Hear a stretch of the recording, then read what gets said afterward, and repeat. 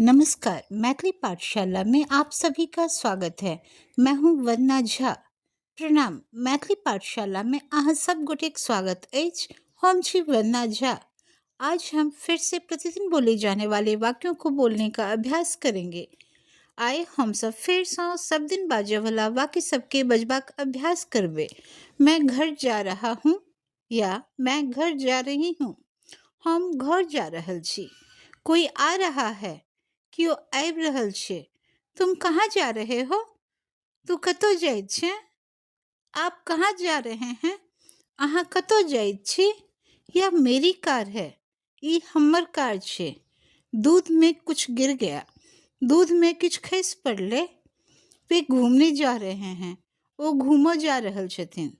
तुम पानी लाओ। तू पानी लो के आबे। वे बाहर खड़े हैं। वो बाहर में ठाड़ छेत। आप आ गए। हाँ आबि गेलिए।